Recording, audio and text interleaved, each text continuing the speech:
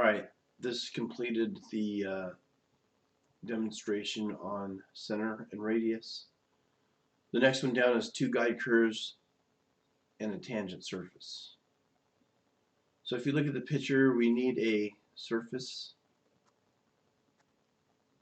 and another guide curve out here.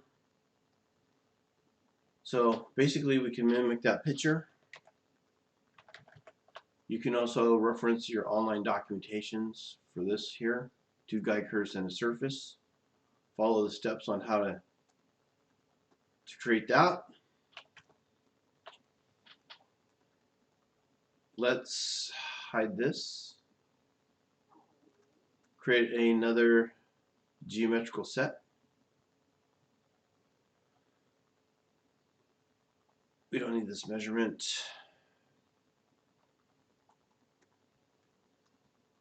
Visible, let's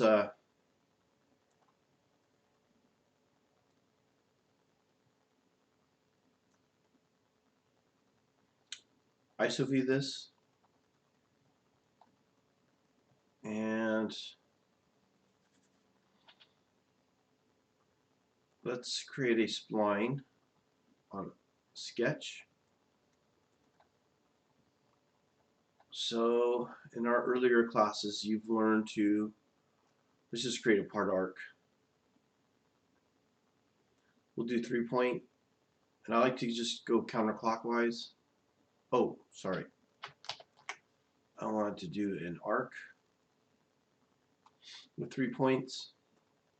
Just kind of go clockwise, and in our previous classes we've learned that we can go to surface and use the extrude command. Works just like pad or SolidWorks extrude, except it's going to be a surface. It's infinitely thin in material. We'll reverse the direction, go 5 inches. Okay, so there's your surface here, and I'm going to go to wireframe, and I'm going to create an intersection, and I'm going to create a plane on the fly. So I'm going to create a plane off this XY plane.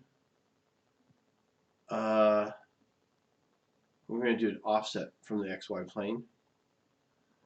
I just need to get up somewhere in the middle, so we'll go 1 inch up. Make it easy. Select OK, and it's generating an intersection for that surface and where that plane hits. So I'll select OK, and now I've got an intersection plane that's 1 inch up. If we go back to sweep,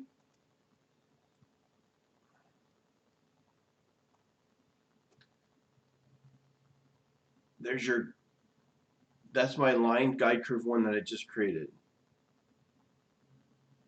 On, and that surface here is the light yellow one.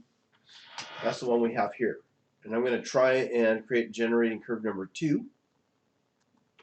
So I can generate this surface that is tangent to that surface and has its limits of the 2 guide curves. The limit curve with tangency is this curve here, that's guide curve 1. And this is the surface that I want to be tangent to. Limit guide curve 2. We'll create a spline. Let's do this a simple way. I'm going to create a line on a point, on a coordinate, and I know I went 1 inch up. So that's why I've made an easy number for me to remember. I just went 1 inch up. So I know I'm 1 in the Z, and I can go 0 in XY. No. If I hit preview, that's going to be up here. So I need that to come over here somewhere. Let's see if I can just hit the up arrow and just keep going until I get far enough over here. So I'm on the outside. I'll select OK. This line is going to go in the direction of the X vector. So I'll use the contextual menu and pick the X vector. reverse that direction. Oh shoot, what length did I use?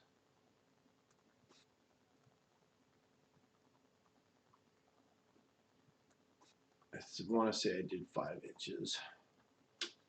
Let's try 5 inches. Let's go 5 and hit preview and select OK. Now what it's going to ask for is the spine is the default intersection. That's this one. As long as that's a straight line, that will work good. Otherwise, you could change the spine to be the X direction. And let's hit preview and see what we get. You have multiple options. You could get this one, or I could double click on it. More likely, I would try and do this one. So I'm hitting for solutions next. Preview that. Select OK. And that pretty much mimics their picture when you select 2 guide curves and a tangent line and a surface. Okay. Just for kicks, I'm going to go to Wireframe and create a spline.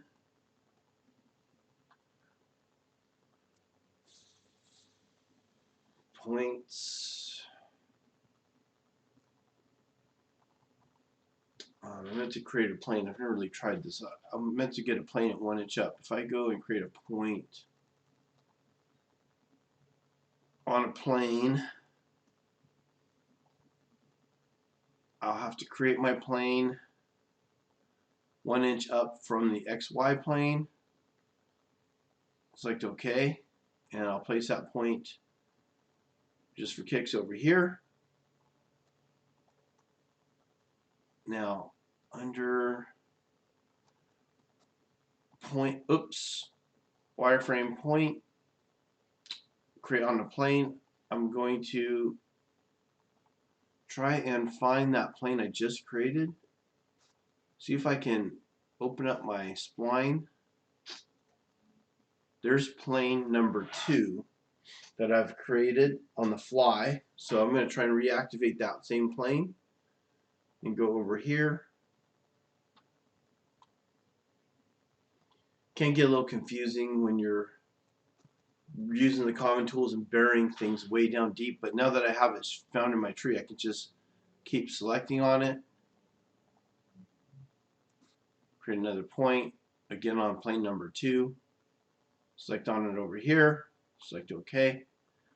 You could take sweep number 6 and change your limit curve number 2 to this spline. Select OK. Again, it's not as long as the line, so it's something got foreshortened right here. See, it's not as long because I started it further off over there. Had I had that trimmed, then you wouldn't have that problem. Okay, I'm not really saying it's a problem. It's just letting you know that the surface isn't touching this part of the limit curve. Okay, that's going to conclude my demo for the sweep command using the circle with 2 guide curves and a tangent surface. This surface comes tangent to this surface, and that was all we were doing for that one. Go ahead and try that out.